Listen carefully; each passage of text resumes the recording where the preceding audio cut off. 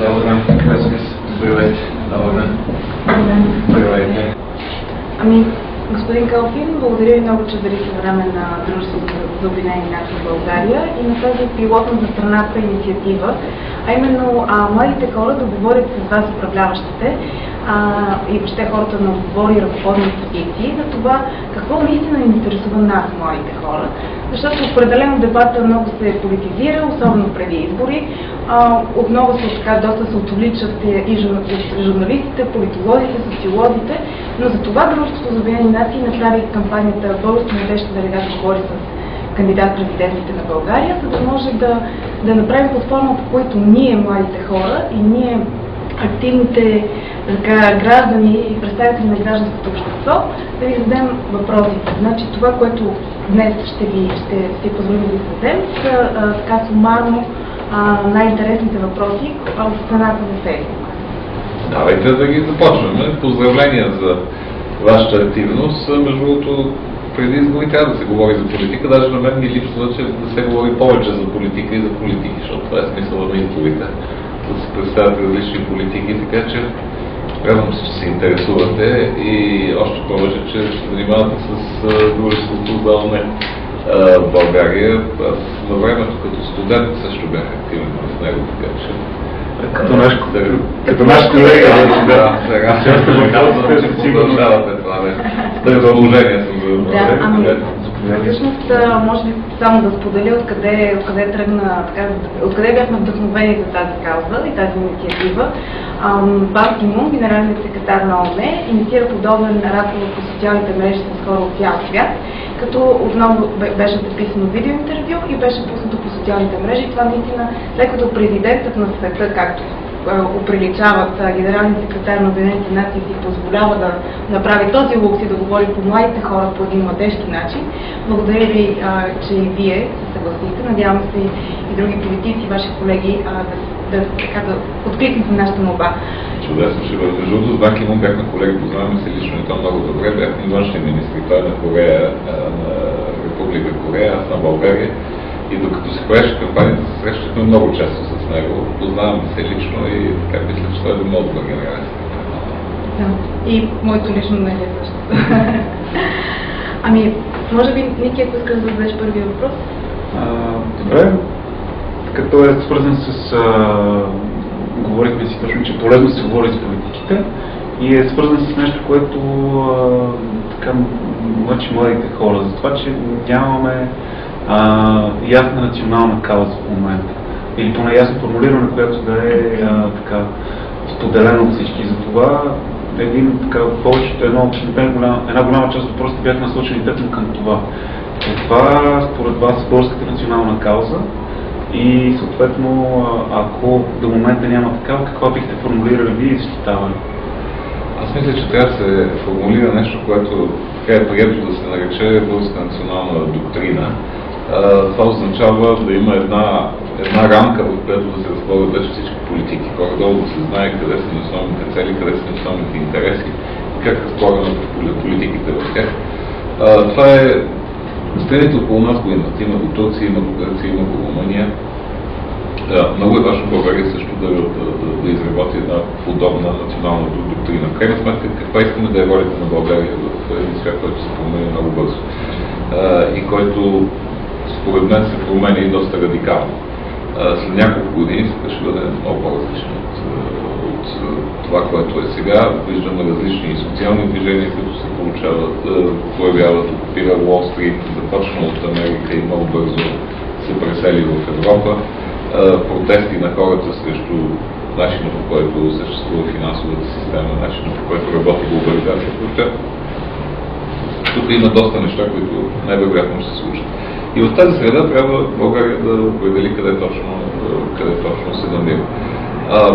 Трудно е да се отговори с кратки изречения и накратко за това каква трябва да бъде българската кауза и българската доктрина, но това, което за мен е важно като принципи, е България да запази своята принадлежност към европейските и евроатлантическите ценности. Това е изключително важно да не се отклоняваме от тях. На второ място България трябва да осъзнае необходимостта и възможностите да бъде лидер в региона, казвам регион, има предвид и Юго-Източна Европа и оттатък Черно море, региона на Кавказ, включително Централна Азия, въобще източните партньори на Европейския съюз. България може да има една изключително силна роля. В интерес на България, за да повиши своята тежест в международните отношения, е да привлече максимално голямо количество енергийни ресурси и да създаде капацитет за развитие на енергетика от своята територия. Следващите десетилетия ще се говори за енергетика преди всичко в международните отношения. И е много важно България какъв капацитет има в това. Много е важно България да структурира една много ясна и успешна политика по отношение на българите зад граница и да използва техния ресурс в това, което за всички задачи, които си поставя страната. Част от тях биха имали интерес, особено българите от Украйна, Молдова. За преселване в България тази политика трябва да се стимулира. Други, които са трайно установени български общности в чужбина, могат да бъдат действително привлечени и използвани за разширяване на влиянието на нашата страна. Изключително важно е по отношение на политиката за сигурност да работим за укрепване, защото в момента има обратни тенденции и на Европейския съюз, и на евроатлантическото партньорство. Това са някои от основните елементи, които мога да кажа, че и така може да се формулира една национална доктрина с някакво изречение. Благодаря. Добре. Нека да, може би малко по-лично да пренесем разговора. Господин Калфин, какъв бяхте, когато бяхте на 5 години? Мечтаете ли да станете президент или мечтаете да станете космонавт или полицай? И какъв бяхте след това на 18 години? Вие споменахте вече, че сте бил член на, може би, младежкото дружество за ООН и след това вече като активен дипломат, политик в Голямото дружество за Обединени нации в България, което е най-старата неправителствена организация в страната, където 3 поколения от 15 до 85, буквално смисъл думата, работим за една общо човешка и общо национална кауза, именно ООН. Така че какъв бяхте на 18, 25 и 30? На 5 мисля, че не съм мечтал за нищо, даже и на 25 и на 30 не съм мечтал да става президент, но вече тогава ми се оформиха професионалните интереси.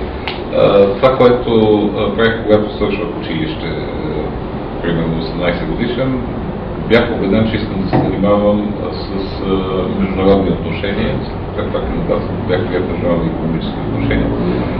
Така че от една страна да работим по въпроса на международното сътрудничество, от друга страна да имам възможности за контакт с хора от различни страни, което мисля, че е един опит, който е уникален. По-късно вече на 25 бях завършил и си мислех, че ще работя в икономическата част от международните отношения. После се промениха нещата тогава, защото 25-та си мислех, че с политика ще се занимавам въобще, но точно тогава започнаха промените в България. И човек трудно може предварително да предвиди къде и как ще участва. В дружеството за ООН, точно в началото на промените, това беше 90-91 година, започнаха в България да се възстановяват различни организации, да се създават. Аз бях един от инициаторите на една организация, която се създаде, после поизчезна, после добър, че пак се създаде, която е близка до ООН. Това е ИСМУН, Международно младежко и студентско движение за ООН. Имаше една такава структура, даже в началото на 90-те години имахме една доста силна такава структура в Софийския университет. Много активно участваше и в международно сътрудничество.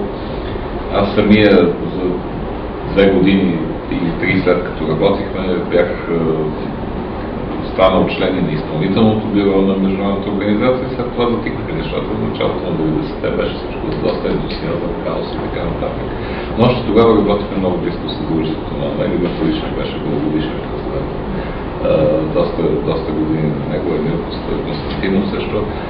Така че много пряко работих по ООН линия, много преди да започна да се занимавам с дипломация и с външна политика. Между другото, едно от първите ми посещения, това беше едноседмично в Съединените щати, беше точно по време на сесия на Общо събрание на ООН. Имаше един младежки панел в продължение на една седмица и така много активно участвах.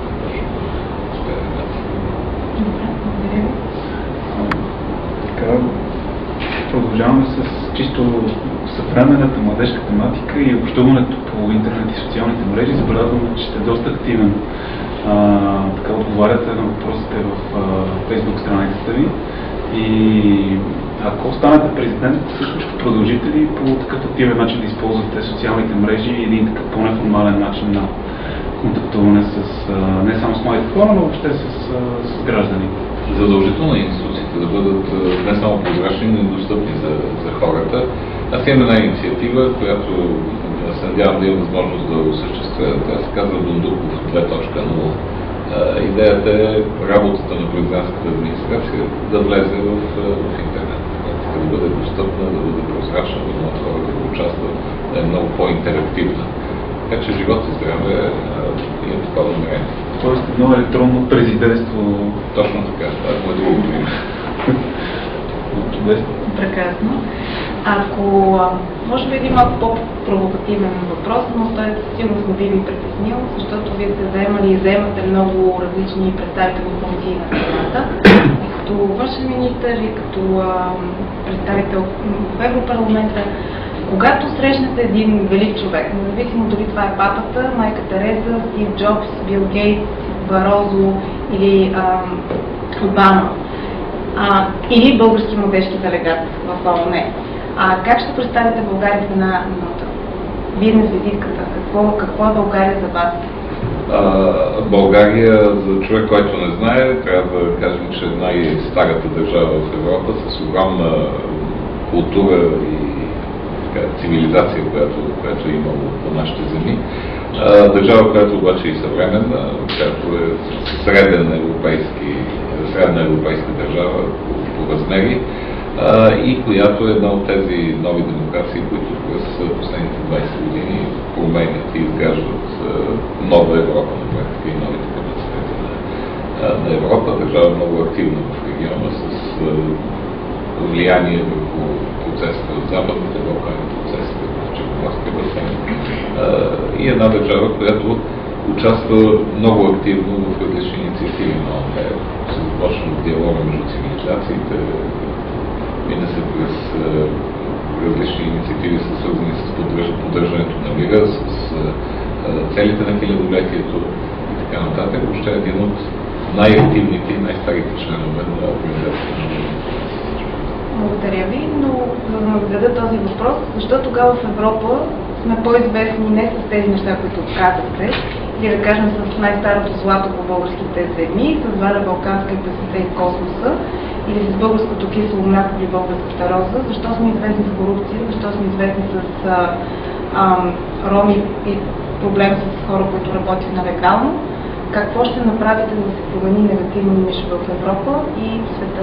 Известни сте, защото това са факти. Това не са неща, които могат да се скрият, което не означава, че когато човек се запознава с някакъв журналист, трябва да започне с тези факти. Точно представата за България трябва да е свързана с тях. Даже обратното. Представата за България трябва да бъде свързана с някакви по-трайни характеристики на страната.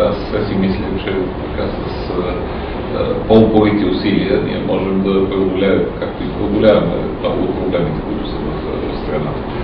Имаме проблем с имиджа в Европейския съюз, въпреки че аз мисля, че той до голяма степен е надценен в България, защото няма лошо отношение с България. Това мога да го кажа абсолютно така с пълно съзнание в европейските институции.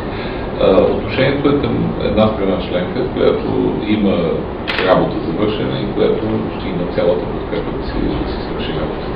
Ние не сме лошото момче, не сме пакостните на Европейския съюз, хората, които не знаят как се работи в Европейския съюз. И трябва да имаме самочувство. България не случайно стана член на Европейския съюз и да мина има много силна църква да стане член. Така че нека не подценяваме това, което има страната ни, разбира се, да не си затваряме очите за проблемите, които трябва да се решават.